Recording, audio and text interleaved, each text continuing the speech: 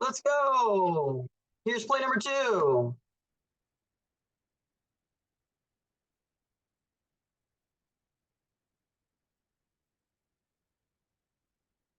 And play number three.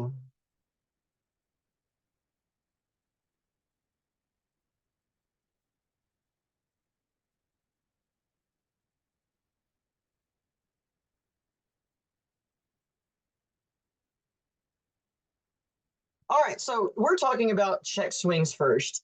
And this is something that for all the new guys, we really didn't jump into much in the preseason training. And this is bound to happen nearly every single game. So I figured that we could get a start on it this year. In order to figure out what a check swing is, we have to define what a swing is. Okay, so is a swing definition in the rule book?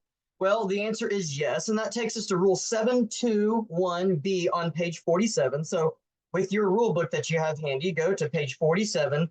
It's right before all of these wonderful little inserts, advertisements. So 47 says a pitch is or say a strike is charged when to the batter when B, a pitch is struck at and missed, even if the pitch touches the batter. Well, that's a good start, but does that really define what a swing being struck at? So I think that leaves some room for interpretation. But it is the rule that we have to go back to. So simply a pitch struck at. So a lot of room for interpretation. Now let's define check swing. Well, you'll find out that check swing is not in the rule book at all. We have to find something that's titled half swing, and that comes in to play in Rule 10. Excuse me, I'm going to sneeze. Or I thought I was. That comes in Rule 10, page 65. Here it comes. Excuse me. Page 65, towards the back of your rule book.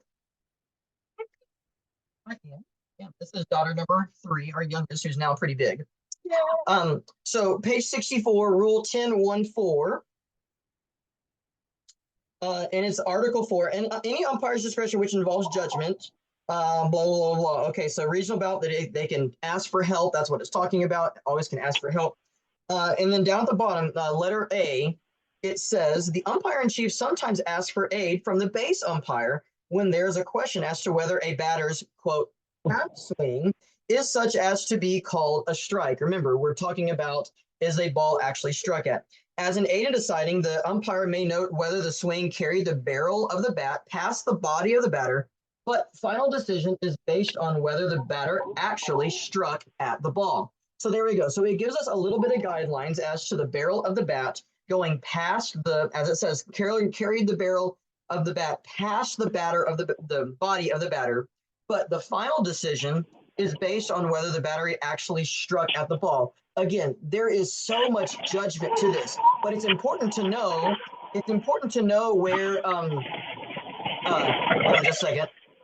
It's important to know where the rules are to support our callings and our rulings and stuff for these things. So let's take a look back at some of these videos again, and only this time let's actually talk about them real quick. Okay, so some guidelines.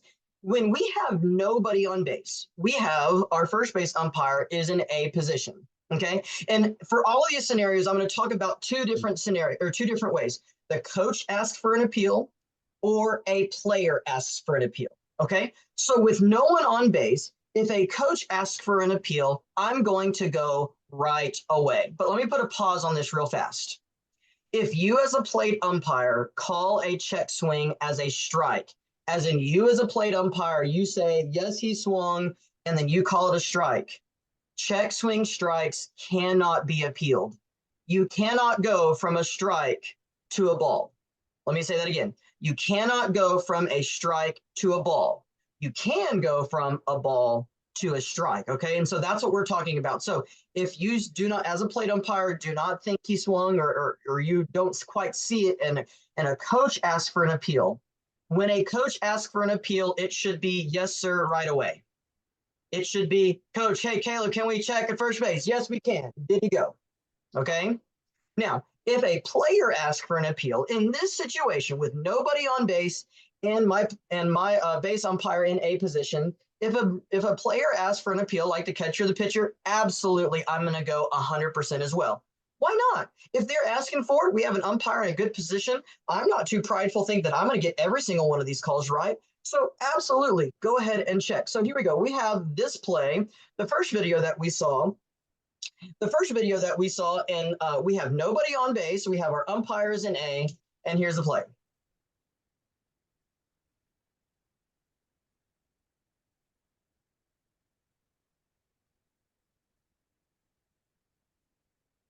So let me break this down just a little bit first, because in this play, the catcher right away didn't say anything.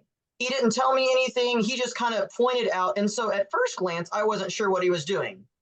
But then he pointed, and I saw him point down to first base. And if you watch his head turn just a little bit right before he throws it, he says, "Can we ask?" And at that point, I'm like, absolutely. Did he go? And okay, which hand am I pointing with? Think about it. Which hand am I pointing with? I'm pointing with my left hand.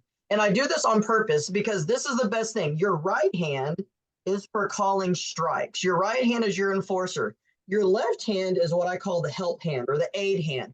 And so I'm stepping out and I'm asking my first base umpire very plainly, did he go? There is no doubt at all as to what I'm doing in this situation. I'm stepping out and I'm very plainly asking him, did he go? He looks at me and says nothing. And of course, the fans don't like it. But you know what? Fans don't ever like half the calls that we make anyway. So that's the first one. That's with a player asking. If the coach asks right away, as I said before, I'm going to go immediately and just so, sure, absolutely, and go and offer out there. Here we go. So another situation. So now we have runners on base. So we have umpires in B or C. Before I do anything else, can we appeal a check swing with an umpire in B or C? The answer is yes. Yes, we can, and we should. So let's talk about some guidelines. So if a coach asks for an appeal in this situation, again, a coach asks for an appeal, absolutely. I'm going to go 110% of the time. Every single time a coach asks for a check swing. Again, that's not a me thing. I call the pitch. I call what I think it is. And if he wants me to check, absolutely, I'll step out and check, okay? Now, if a player asks for an appeal in this situation, now maybe I may hesitate a little bit. If I feel like I have a 100% view on that, I'm going to tell the catcher, say, nope, I got that one. If there's doubt in my mind and I'm like, maybe I didn't get it, then absolutely I'll check. Y'all, there is nothing wrong with asking for an appeal on a check swing in this situation, because maybe, just maybe, we get a strike.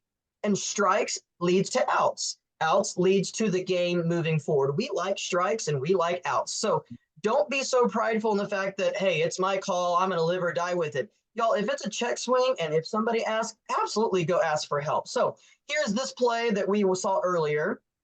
And for a half swing here. No.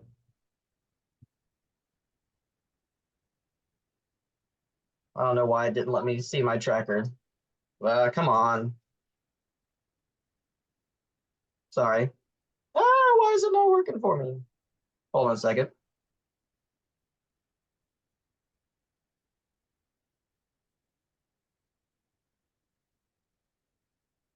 Let's try this again.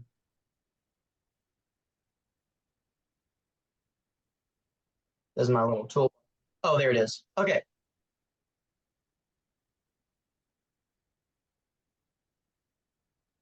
Okay, so in this situation, it's a little different. Obviously, it's either ball four or it's a strike. Okay, so if you're going to come out, if you want to call time in this situation, that's totally okay. That is total. Dad, burn it. That is totally okay to call time in this situation. And notice, as Steven offers and says, "Did you go?" He's using his left hand. He's coming out of the area one more time, just like we are supposed to, and he's pointing with the left hand. And then this is where Jacob, the base umpire, gives him what he got. And we can probably see, Jacob and I have talked about this, and Steve and I have talked about this. Is this the right call? Well, maybe, maybe not. But there's a lot of judgment involved. Did he actually offer the pitch? The pitch was high and tight. Again, the definition is, did he strike at the ball? But the fact is we had a coach ask for an appeal. We had an umpire grant the appeal, and we got a strike out of this one. Okay, so here's another one, and this one did happen yesterday. So shout out to Frank Delbosky for joining us a little late and already getting the game and already getting featured. So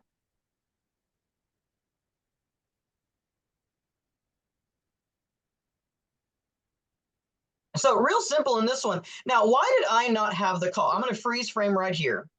I know the lovely chain link fence is not the best to look through, but this is what we got to deal with.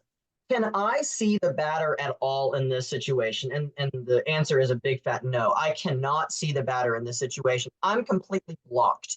And so I come up with, and I'm reading body language. I'm reading the catcher. I'm reading the batter. The batter looks at me with these big old eyes. The catcher just kind of stirs it. And all I say is ball. I'm not sure if he went. I knew he checked. I knew he started to go. But if you play it out just a second longer, the catcher immediately, whenever he heard that I called it, he immediately looks at me and points down to second base to my umpire. And again, absolutely. Boom. I step out again, left hand, make it really obvious. And Frank gives me what he got. Yes, he went. It's a strike. Now, here's the part that I want to make sure that we get today on check swings that maybe we haven't touched on as much. Watch what I do next. If I learn to click the right button. Watch what I do next. Do you see me actually point there and call a strike? And I actually voice to the catcher and I voice to the batter, that's a strike. And then I'm also reconfirming to them what the count. This actually made the count 1-1. So I give the count after the third pitch of an at-bat. So I wouldn't give the count to a pitcher in this situation, but I say it loud enough to where the batter knows, to where the catcher knows. I've pointed to let the press box know we've awarded the strike. So thank you so much for the help on that one, Frank Delbosky. All right, next one. Another situation, a check swing on a drop third strike. And this is what I know we haven't talked about yet because there is a lot of things that can happen in the moment. Okay, so a drop third strike, you as a plate umpire need to make a decision emphatically as fast as possible. So if you as a plate umpire think that he swung, you need to call it immediately so that way the batter runner has a chance to run down to second base. If you stand there and dawdle and waste all that time, the batter runner is caught in limbo. Should a batter runner take off to first base anyway? Yeah, but remember, we're dealing with high school kids. They're not always the smartest kiddos in the bunch, especially the baseball players. So you as a plate umpire, you need to make sure that you are really getting this as fast as possible and making a decision. If you're going to appeal this, if you have any doubt in your mind that, hey, I may not have had the best viewpoint on that, you need to appeal immediately so that, again, the batter runner has a chance to react, get that play. And if you're going to call no swing, then you need to call no swing and be emphatic right away so that way everybody can have a chance to react on the play. So here is a play that depicts this.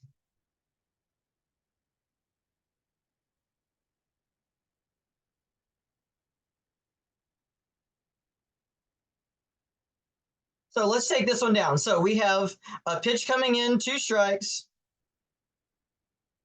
a breaking ball in the dirt. I'm less than a second and I'm stepping out and pointing to first base.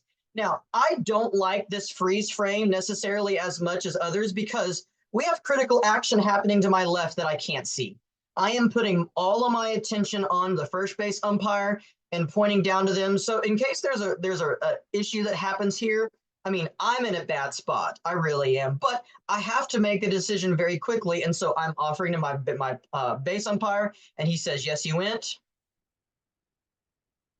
And so now I am going, Dad, burn it. Why does this do this to me? So now I am forced to go back and then point at my batter and call him out. So point to the batter and call him out, and that's the same thing. That's the awarding of the strike. So before I go on to these pitching situations, any questions on half swing?